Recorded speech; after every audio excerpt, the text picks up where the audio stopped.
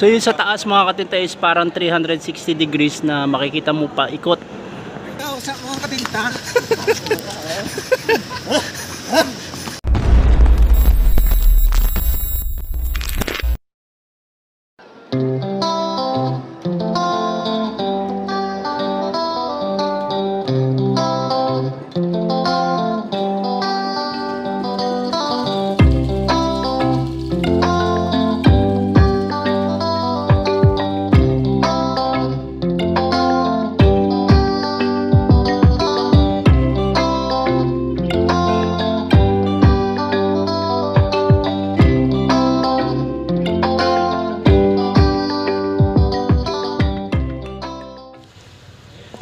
What is up internet world? Kumusta po kayo? For today's vlog mga katinta, samahan nyo akong i-explore natin ang Bataan. First time po nating makapunta rito at i-enjoy na natin dahil paminsan-minsan lang to. So ayan, nandito kami ngayon sa Sunset View Resort. Dito po kami mag-stay for one night and bukas po is pupunta tayo ng Balanga, Bataan. Papakita ko sa inyo yung mga destinations namin at tara, samahan nyo akong mag-enjoy. Ayun yung barko. Ayan, may barko doon na nakapark. So puntahan natin yung mamaya. Mag-floating tayo hanggang doon.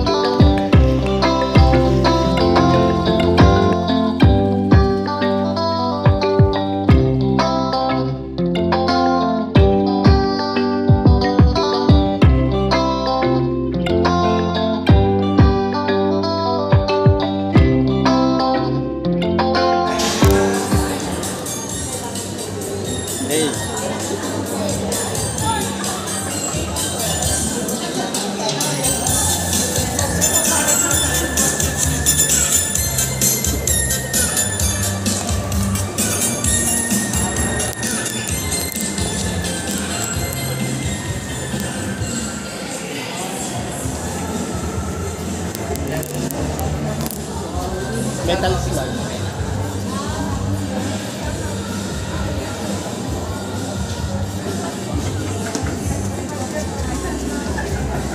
Dito po tayo ngayon sa The Bunker.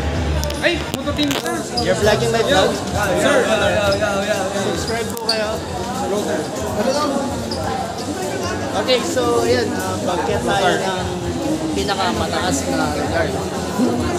Ayan, yan yung mga antique or mga ancient na gamit ng sundalo. Ayan, dahil dito sa Bataan napaka-historically dahil ang daming mga ganap ng mga unang panahon kaya ganito ka-astig ang lugar nila. Ayan, yan yung tank.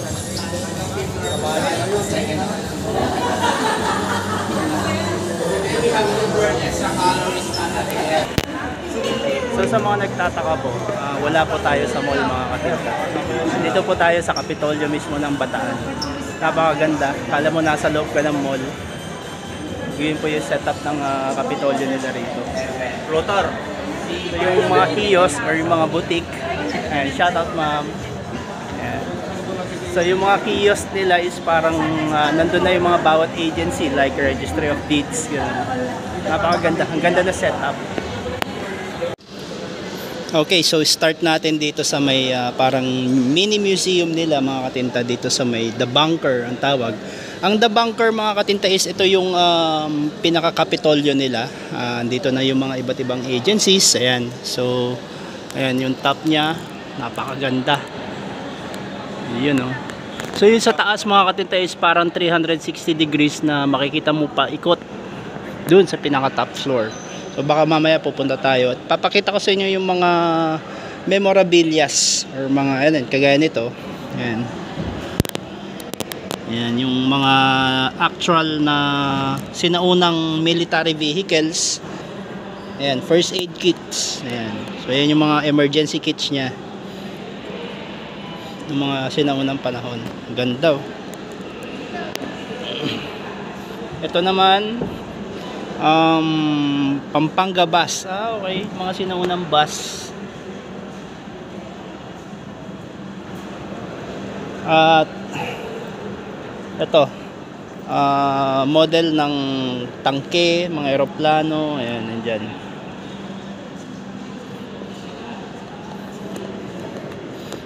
At ito mga gamit nung sinauna. Ayan oh, mga ulam. Ayos. Ayan, mga sinaunang gamit nung World War II siguro. Ayan oh, Japanese era. Ayan. Tapos ito, aluminum canteen, hydration set. Ayan, yung mga ginagamit nila ng giyera. At ito, yung hindi ko nagkakamali, Death March. Tama, di ba? Ito yung Death March nung sinaunang panahon, Mariveles Bataan hanggang dito sa Balanga. I think, hindi ko lang alam hindi ko sure sa history pero parang ganon. Tingnan natin. Ayan. Following the surrender of civilians trapped in Bataan were allowed to return home, while around 70,000 American and Filipino soldiers were gathered in Bagak and Mariveles. Okay. They were made to walk for about 100 kilometers under the hot April sun. Wow, summer na summer. With little to no food or water while under the watch of Japanese guards. Okay. So yung Japanese pala ang nagpa-death march sa mga na-trap na mga soldiers ng mga Filipino at American soldiers. Yun. So yun palang kwento. So upon arriving in San Fernando, the soldiers were crammed into train cars and transported to Camp O'Donnell in Capas for the internment of 54,000 who survived awaited their fate. Wow, grabe. Tindi.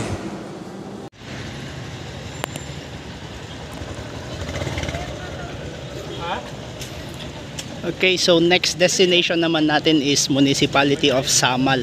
Okay, dito sa Bataan. At ayun, pasok tayo dito sa Municipal Hall nila mga katinta. At titignan natin, napakaganda ng setup. Napakaganda. Props sa gumawa ng artwork na to. Napakatindi. 360 degrees na paintings, no? At ayun, ito yung official seal nila. Lupet.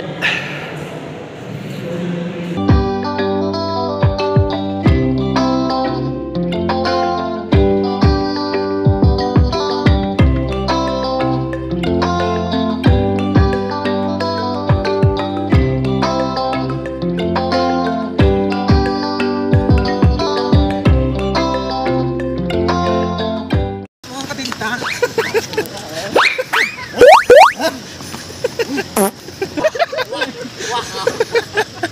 And so guys, yun na nga, andito tayo sa Mount Samat, dito sa taas. At ayan, yung nakikita nyo yun, dagat. Ayan. At yun yung mga port na may mga barko sa may gilid. Ewan ko nakikita, no? At, hindi ko kasi may zoom yung camera. At ito, yung giant cross. Ayan. Dito tayo sa may paanan. At hindi nga tayo makakyat sa pinakataas niya dahil medyo pagod na. Dito na lang tayo sa may paanan niya. Napakaganda ng tanawin dito mga katinda. Nakaka-relax. ba? Nakagitna ka o yung view kayo ng taas?